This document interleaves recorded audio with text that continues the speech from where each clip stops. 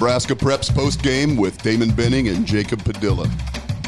That's that big voice guy, which means we are back for another week. It's Nebraska Preps post-game. I'm ODB.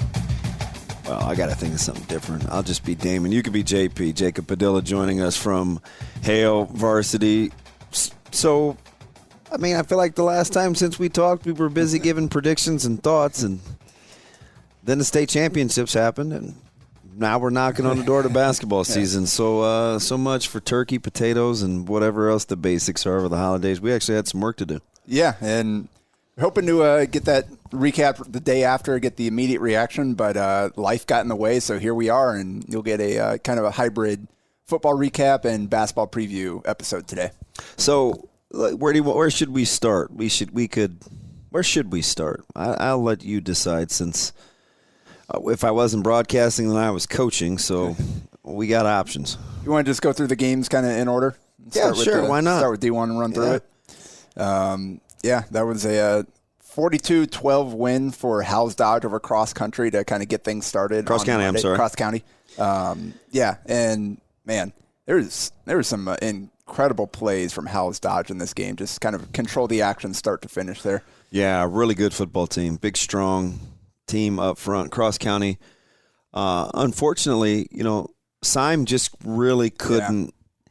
He just really couldn't get it going. He was a little bit of a shell of himself due to the injuries. That left leg was just not cooperative at all for Cross County, and that was a really good Howes Dodge team that they were seeing, and got them for the second time during the season. Yeah, and Levi Bellina kind of led the way on the ground, 23 carries, 153 yards, 4 touchdowns, and also threw for a 5th touchdown, quick little 6-yard pass. So added a few tackles in there as well. So pretty impressive day for him. But probably the most impressive play of the game was from Blake Sindelar. Cross County, they're inside the 5. They're getting ready to go in there.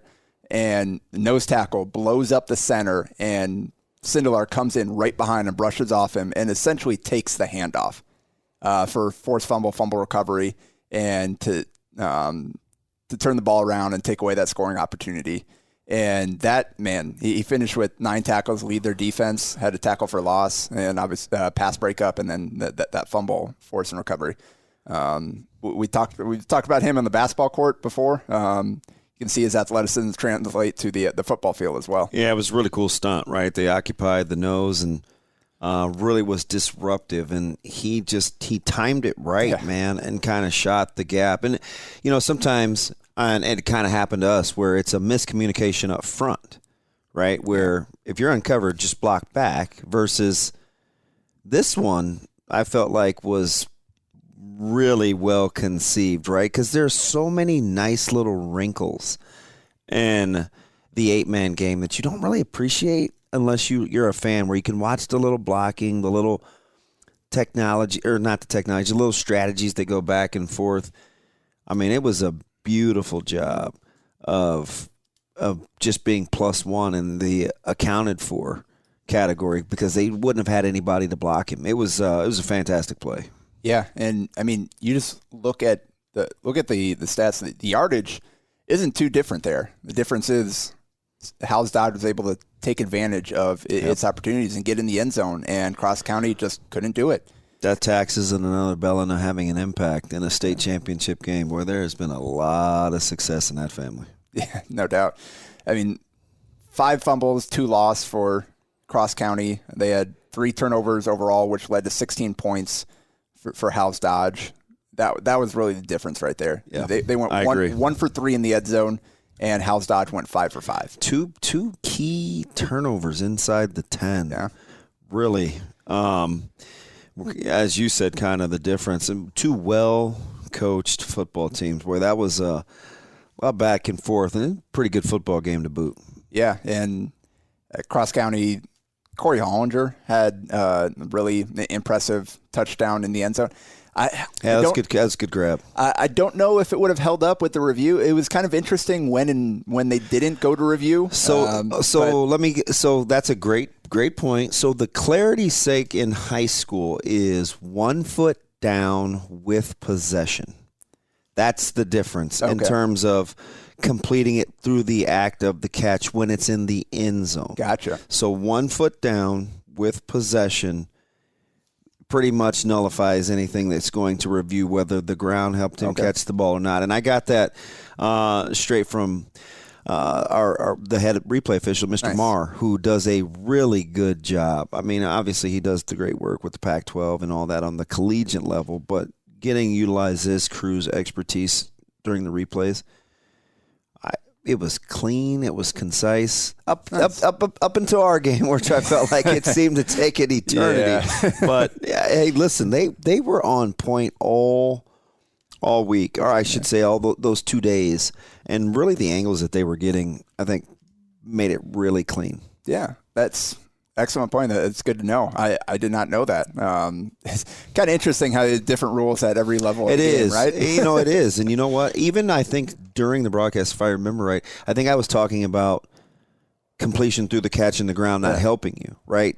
Non-factor at the high school level. So that was new for me as well. Yeah. All right. Well, there you go then. Court Hunter, a really impressive play. Went up and ripped the ball down, high-pointed that thing over a defender. But at that point, the game was already over essentially. And I hope he's all right. It looked like he came up limping a little bit at the end awkward of it. On his leg. I know he's a pretty good basketball player too, so hopefully he'll be ready for that season. It's crazy how you roll right in. Roll right into it's crazy. Hoops. Yeah.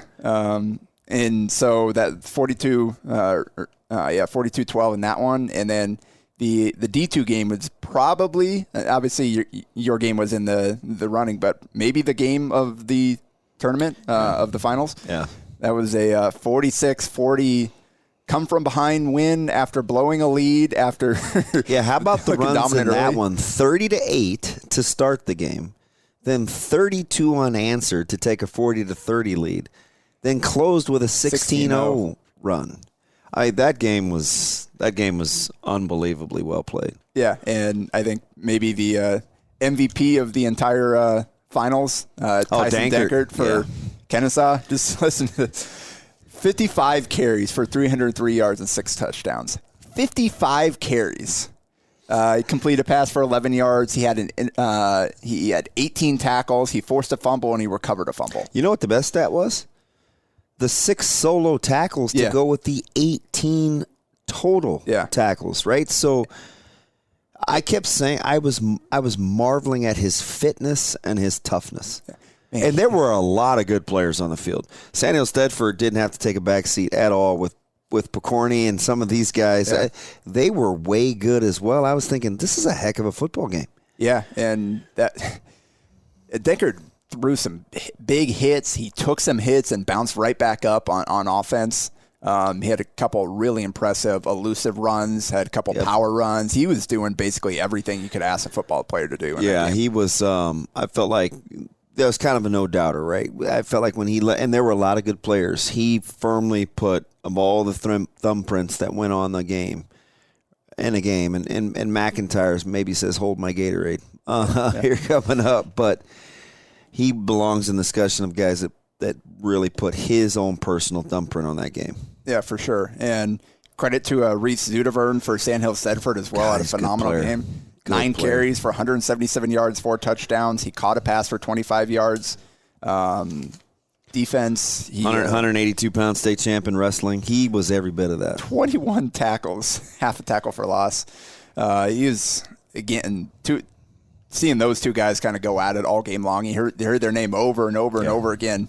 That was a pretty special game. And it figures this was the one game that I wasn't able to be there for the end. Yeah. I had to run over for volleyball practice, so I'm like, we're sitting there waiting to talk to John Cook, and I'm like scrolling, like trying to refresh the NSA feed, Sauter's feed, just whoever, trying to, all right, what's going on here? Yeah, it was an unbelievable game. So you want to, so you said just dominant start for Kennesaw. They let it slip.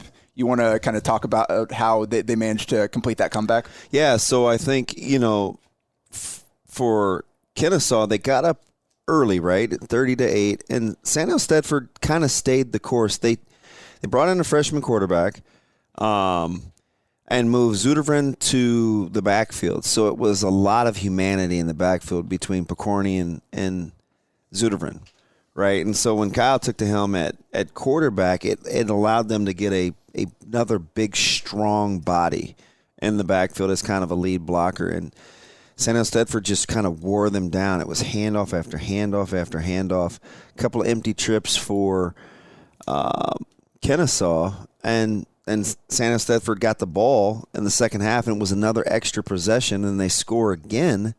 Then the turnover, then they score again. So it's like, okay, now all of a sudden they've got a 10-point lead, and it was just a nice little wrinkle of you made a quarterback substitution, you allowed for a little bit more beef in the backfield, and it changed the complexity of the game. And then when he started the third quarter, Zudevran went back to quarterback, and all he did was rip off another long run on a QB follow. So just the resolve that both teams showed, right? 30-8 in the state championship, you're thinking, okay, this one's over. Yeah. San Jose Stedford said, no, it's not. They go up 40-30 in the third quarter, and you're thinking, if you're Kennesaw, it's boy, we don't have any answers. The key in that game was San Jose Stedford had the ball on their own 16. It was 4th and 1, and they went for it. It was about 4 minutes to go in the third quarter. And from that, Kennesaw got a stop, and from there, they pretty much took over the rest of the game, scoring those 16 unanswered. I thought that was the difference. Well, and impressive part, too, is obviously they go-ahead touchdown, but that's with 5 minutes left in the game. Yeah. So they had to go get a stop, and, man, did they, because San Jose Stedford got all the way down to 1st and goal inside the 10. It was a heck of a game. So 1st and goal at the 7, you have 1 yard rush, Yep. negative 1 yard rush, negative 2 yard rush, holding. Yep, that was the backbreaker right there. That, man, that heck was of the a defensive backbreaker. stand there to close out that game. So, yeah, really impressive performance by Kennesaw, the 7 seed. Obviously, they had pretty darn good record themselves this year, but Yes, still. they did. A lot of people kind of had them 1 and 2 almost the whole year. So it was just like, it's hard sometimes when you're trying to negotiate through the schedule and competition played, but that 1-2 was every bit the matchup we thought it was going to be. Yep. All right, so let's roll right along here to the nightcap on Monday. 42-14 win for Bennington. I don't think anything was too surprising here. I think that game went about kind of to expectations for me at least. Obviously, they had the thriller early in the season, but I feel like Bennington just continued to get better and better from that point as the season rolled on. Yeah, it's strange, right? It was Mostic. It was his show in the first half, and quietly Aurora kind of stayed with it, and Collazo, his counterpart at the running back spot, I won't say stole the show because they didn't win the game, but really showed well. Right. A lot of people knew about Mostic coming in. All right, a lot of folks clamoring for offers and just his overall talent, right? And he showed you the full gamut. He's a real deal, right? We've talked about Mostic before, but then there was Collazo, kind of just a different kind of runner. Yeah. Good footwork, good short area change of direction. Doesn't have the long home run hitter speed that Mostek does, but he showed well in his own right. And how about Aurora just kind of hanging around, right? Yeah. Just showed a lot of resolve when it would have been easy for a Coach Peterson team to kind of pack it in. Yeah, and Collazo, 36 carries for 272 yards and 2 touchdowns. And a loss, right? You typically won't see those kinds of numbers in an 11-man game in a losing effort. Yeah, no kidding.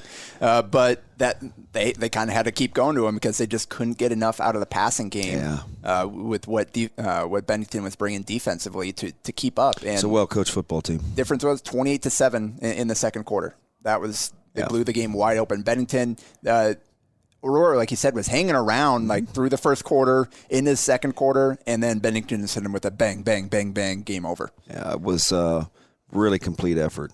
I think Bennington left no doubt that they were the clear-cut class of Class B. And mentioned Mostek, 20 carries, 218 yards, 4 touchdowns. Most of that was in the first half. He had that brilliant breakaway 89-yard score. It's a beautiful run. Thing of beauty. One of the best high school runs that I've seen in quite some time. Some time. The best part about it was that gave him the 11-man career rushing record for breaking Jordan Strong Calvin Strong's record there. Yeah. Needed like 40-something at that point. He got twice that on the one run and scored on it to boot. So credit to him. Heck of a season rushing record. Yeah, incredible season for Mostek here, and it's a perfect way to – the only problem was Aurora wasn't able to score enough for them to keep feeding him in the second half. Otherwise, he could have gone for the all-class record there. Which would have been in jeopardy. Sauter and I were talking about that. We thought he was going to get it, and then the second quarter happened, and they're like, oh, never mind. He's not going to get that many carries in the second half. Yeah. But, I mean, again, Trey Bird did just enough, kind of made some big plays. I really like him. Yeah. It's going to be his show kind of next year. It'll be interesting to see kind of. He's got that wiry frame. He's got a really good poise. Yeah. He's a lot of winning attributes that he exudes. He just does whatever it takes to get the job done. Yeah. Caden Bloom, 3 catches, 87 yards, touchdown, kind of what he's been doing all year, making some big plays through the passing game defensively. Man, Luke Mcdonald was an absolute monster. I kind of tweeted a couple times like, Aurora may want to block this Mcdonald kid. He seems like a pretty good football player, but there are a couple times where just blitzes or whatever the case, he just found a way to get through the line unblocked and just made wreaked havoc in the backfield. 15 tackles, 1.5 for loss, 2 quarterback hurries, a forced fumble. I believe he's going to Iowa Western for wrestling, correct? Austin Holtz, 14 tackles, 1.5 off the edge. Holtz was a really good quarterback player. hurries. He's a very unconventional player for a bigger class school as a 5'10" outside linebacker, but he had an incredible season as well. And I'm not sure what he's not good at, right? He's that guy that you kind of pull out of your – he's like 8s across the board. He can just do a little bit of everything really, really well. He had a pick 6 that he dropped against Scott that I gave him a hard time for, but other than that, pretty good season for him. So we know he's human? Man, we talked about Seth Wempen getting hurt at the start of the year. He would have been their quarterback. Came back. They were rolling with Trey Bird at quarterback. And upperclassman, he's like, you know what? Coach, we're going to roll with this, but you can make a difference on defense. And boy, did he. He was laying the wood. I'll tell you what. Long. So, and he made a nice adjustment. So early on, he had some success tackling in the open field. And I think he kind of got to feeling pretty good. And so he wasn't really bringing his arms. He's just kind of bouncing off some guys. Boy, from the third quarter on, in the open field, whatever he was running into, stopped moving. He really shored that thing up nicely. And looked pretty complete. I like his change of direction too. He's twitchier than I think people think. Just a good all around athlete. And, again, another basketball player as well. A lot of these Bennington kids are. So we'll and if see. They're not doing that, then they're wrestling. That's exactly right. They got some good and their line just dominant. I mean, they had probably the best offensive line in Class B, and you don't have the season that Mostek does without guys open up holes for him. Yeah. And they did that once again. So really impressive Class B performance by Bennington, kind of wire to wire, just dominant. So moving on to Tuesday's games. Start off with C1, and it was Columbus Lakeview 37, Pierce 25. Yeah, I would like to say I was surprised, but that was the Columbus Lakeview team. Remember, we were talking last week. A lot of people were thinking upset. Kind of felt misseeded going in. Didn't like, but the wild card points are what they are, right? Those numbers kind of sort themselves out, but they like the 3-headed monster attack and able to run the football. They like the flat-out foot speed. That was a really good Lakeview team. And he jumped on them early. And defensively, man, they were in the backfield all game long. The key was Lakeview capitalized on both teams had 2 turnovers. Lakeview capitalized on them, and Pierce did not. Yeah, and that was the difference in the game. And it was Adam Van Cleve, really impressive all-around performance. Led him in rushing, 73 yards and a score. Completed a pass for 16 yards on a score. How about the total team effort on offense? Yeah, you look at it, all these other games for the most part, there was kind of somebody that put up some huge numbers. That wasn't the case for Lakeview. They just spread the ball around. Everybody touched it. And again, defensively, they made some huge plays to kind of swing the game. I think even in a loss, people figured out that Bramer's a really good player. Yes. Man. He is one tough customer. 9 catches for 12 on 12 targets for 113 yards, even though he was seeing double teams most of the game. Most of the game. Yeah. And, I mean, heck, I would have too. That's it was a pretty good game plan because Abram Schulten, 14 for 21 passing, 263 yards and 3 touchdowns. So they moved the ball through the air. They just couldn't quite keep up with Lakeview, especially with a couple of those turnovers. Yeah, it was really cool to see the communities just come out and support. Some great crowds. People have different feelings about playing at that venue and its large capacity and, maybe some smaller capacities, but embracing the moment of Memorial Stadium and kind of what it is and seeing everybody just kind of rally and travel was a heck of an atmosphere. No doubt. And I'm glad for my sake that it was back in Memorial Stadium because it meant I was able to see all these games, whereas last year you had to make a choice, and I went to the Class B title game. So it was good to be able to see all these different classes because this is my one chance a year really to see a lot of these small school. Yeah. Just because it isn't feasible necessarily to go to some of these smaller games during the season. So I was excited about that, excited to see Ben Bramer. The first time I got to see him play football. I saw him play in the state tournament basketball last year, and I was like, okay, this kid, I can see why they were excited about him, just in terms of his build, good, long, tough, lanky strong athlete. Yep. Kind of a Thomas Fedoni type at tight end in terms of just kind of the long. How about his hands? Yeah. Right. He's he can go get a football. No doubt. Good soft hands. He's going to be a good get. Yeah, for sure. Really good get. And all right, so again, 37-25. Congratulations to Columbus Lakeview. Moving on to C2 and the McIntyre Show. So it was McIntyre Show, but credit to some of their other playmakers as well. Jarrett Boggs, Lucas Pruce, like just a total Boggs team kind of flies under the radar, right? He's tough. Overshadowed. Yeah. Right? I mean, if you got to go into a little bit of a battle, you probably take that guy with you, yeah. right? 17 carries for 131 yards and touchdowns. And Doesn't give you much to hit. He just keeps coming and coming and coming. And I don't know that he dropped on the first contact all game long. Oh, he's a hammer. That's a strong football player and definitely plays the game a certain way. I mean, he is downhill. You don't see often a Norfolk Catholic team kind of lose the physicality battle like that, but Bergen, boy, they're pretty good at the point of attack. Into a buzzsaw. Yeah, they're pretty good at the point of attack. That's a really good football team. And man, Cole McIntyre just made every play. Like he was 9-11 passing for 259 yards and 5 touchdowns. He had 5 touchdowns on 11 pass attempts. Pretty good efficiency, right? Yeah. Pretty good efficiency. 5 of the 9 completions were for touchdowns. And they didn't even felt like he was throwing to run, Todd Milliken back in the day at Nebraska, right? He had 8 catches and 7 of them were for touchdowns. Bruce, 3 catches for 163 yards and 2 touchdowns. Just 2, I think it was an 80-yarder, a 52-yarder, and then a shorter one. But, man, his brother Caden McIntyre, 4 catches, 60 yards, 2 touchdowns on 4 targets, so didn't miss there. It was Gavin Logeman caught a touchdown. Boggs added a catch for 20 yards. So just Norfolk Catholic just didn't have an answer for what McIntyre was able to do. Yeah, pretty impressed. Some big throws. Got a chance to see him in small doses over their high school careers. And the cool thing is they get better every year, right? Sometimes that's not always the case. You see kind of kids either peak or plateau a little bit. But these guys, they appear just to keep getting better.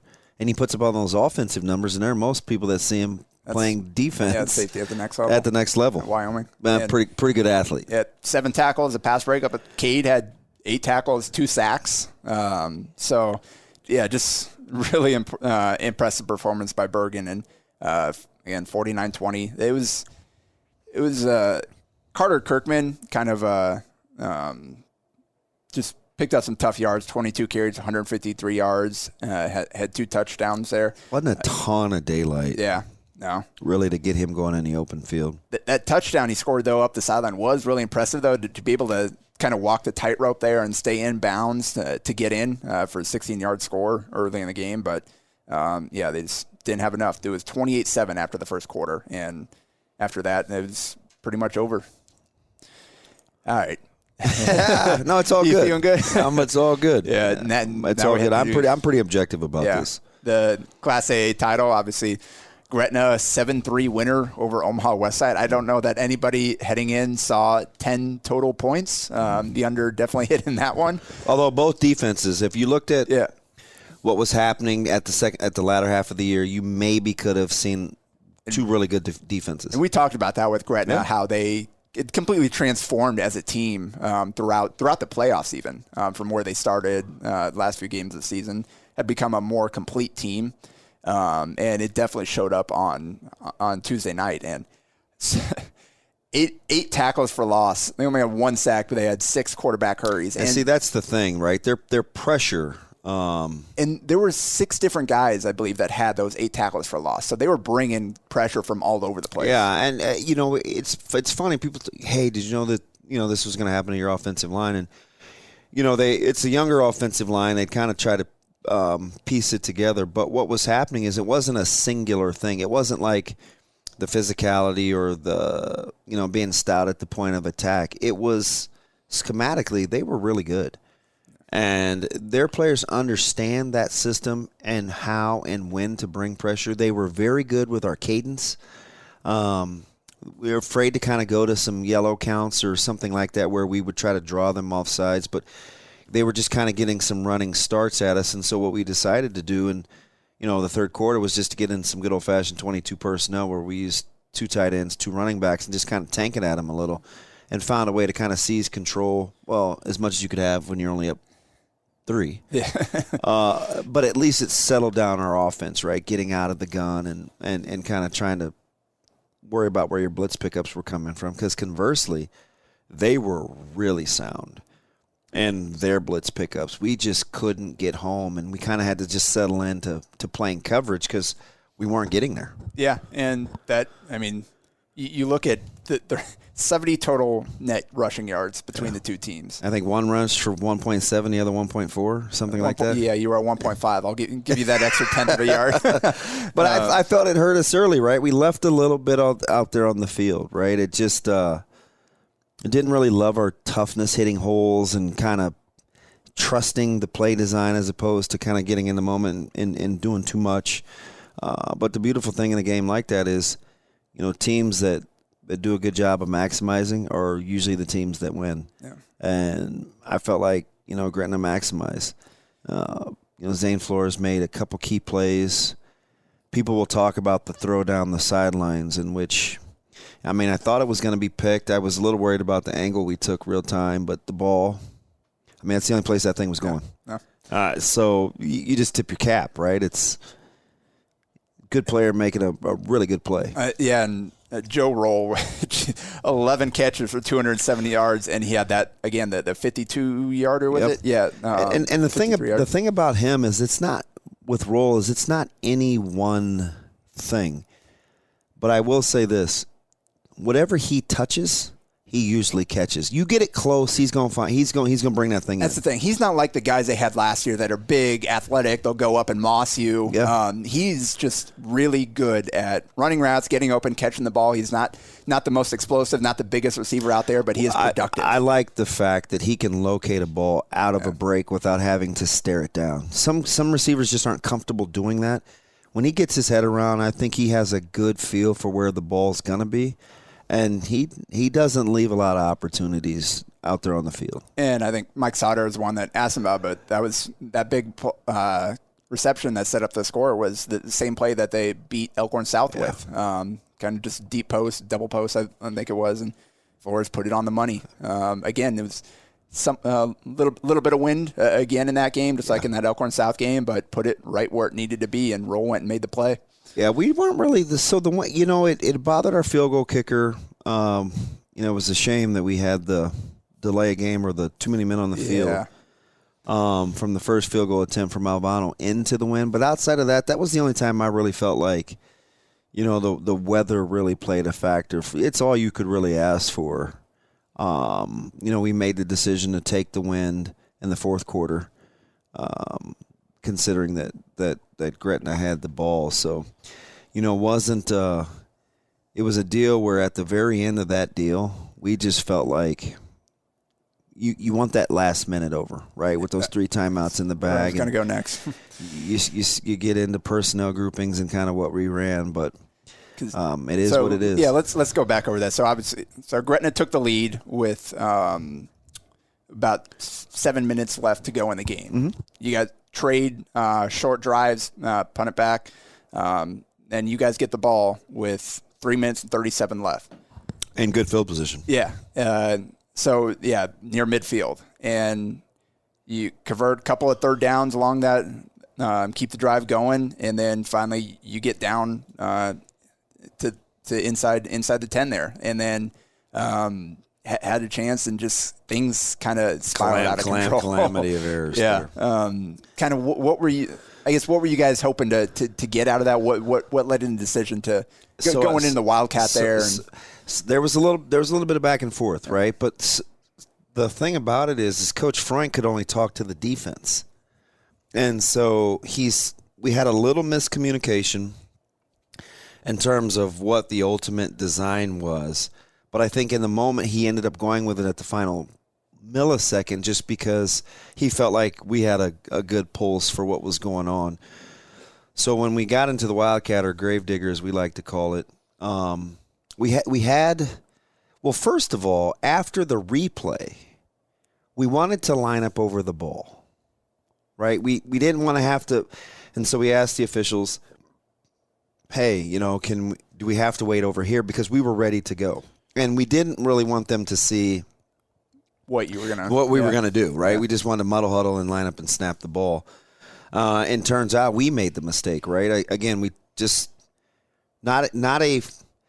there's a difference between a free defender that you can't account for and a free defender because you didn't do what we were supposed to do, right?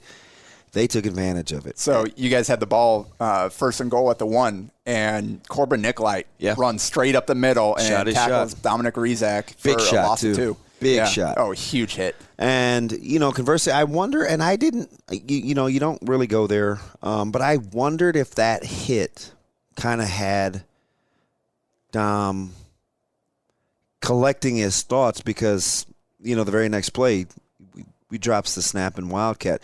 It could have just been a good player trying to really press and make a play, but for as much as he's given us and for the kind of kid he is, that wasn't something that I was interested in revisiting, right? I mean, it happens. He's left it all out there, and so, you kind of went with that, and we didn't make that play, and then we get back into our conventional offense. Well, and you don't take the timeout until 12 seconds left there. So that's kind of like – it was about 17 seconds. Yeah, you kind of figure at first and goal, you're not going to need a ton of time here. Let's we're going to get the score here. And then that happens, and you're like, and then take the timeout. So 12 seconds left that leaves you with.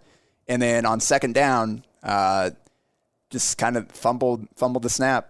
Just wasn't able to handle the ball. So recovered it, but lost 5-6 yards, maybe? Something like that. Yeah, so loss of 7.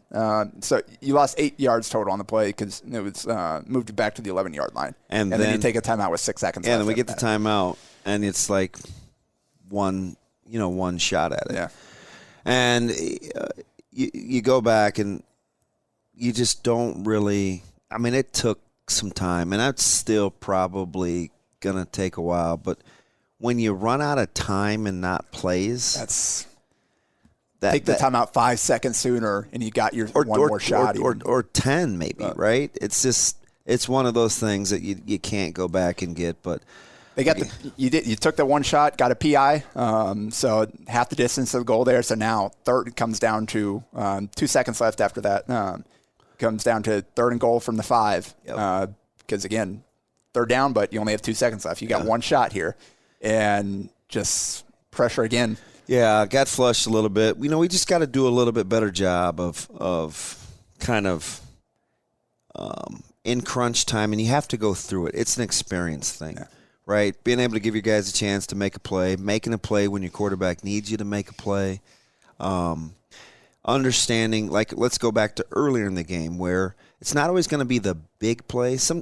I kind of liken it to cards. Sometimes your best hand in poker is the hand you get away from, right? It's the one you lay down before you get to the end, and you've got it all in there, and you end up losing. Like, we tried to make some things happen that weren't there, as opposed to just cutting your losses and snapping it again, right? Things like that. So, it's a teachable moment. They had good veteran leadership at the quarterback spot that I think really, really showed itself for them. And, it's a well-coached group. And both these teams will be in the mix. They'll be back next year. Obviously, Flores, just a junior, 28-42 for 320 yards. Had the one pick on, I guess, just didn't see the defender underneath there, but had the big pass that set up the touchdown there.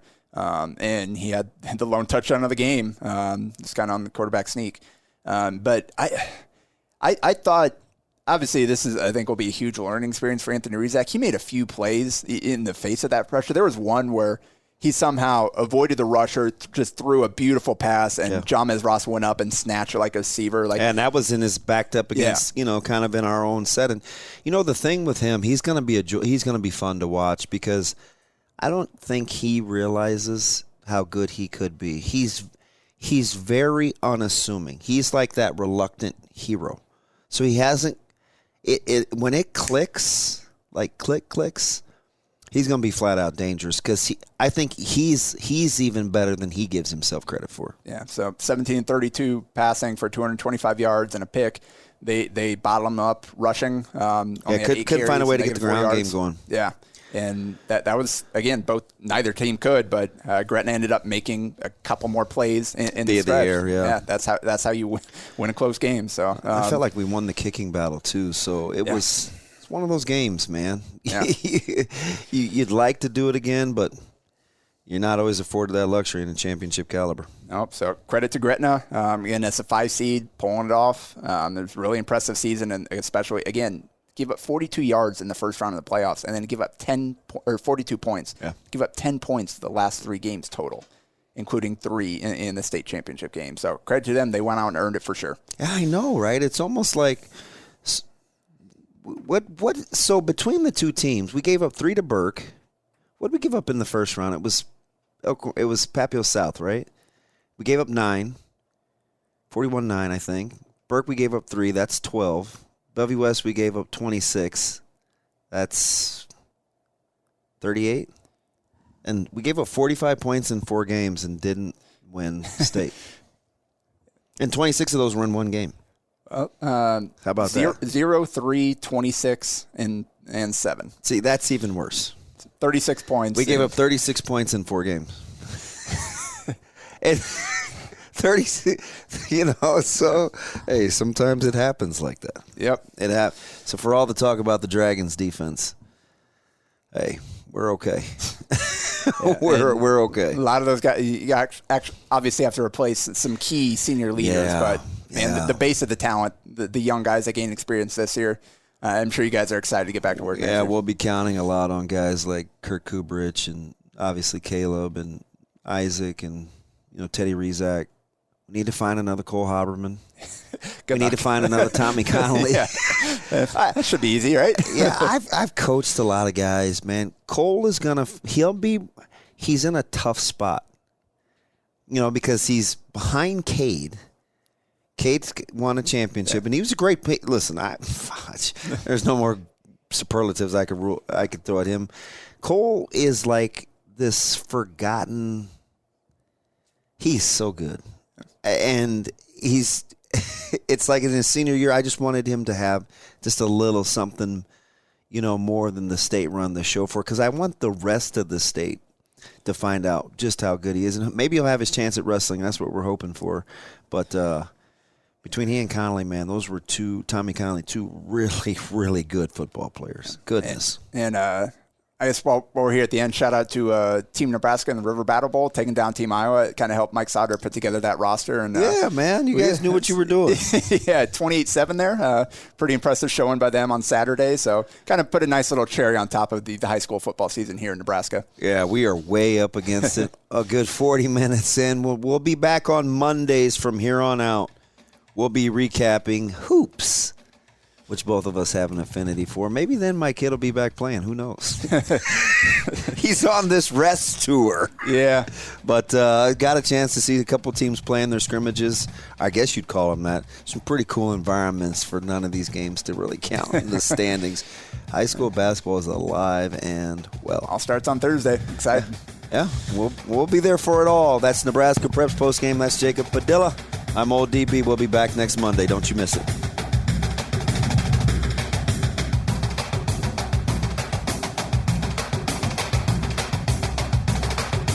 A Hurrdat Media Production.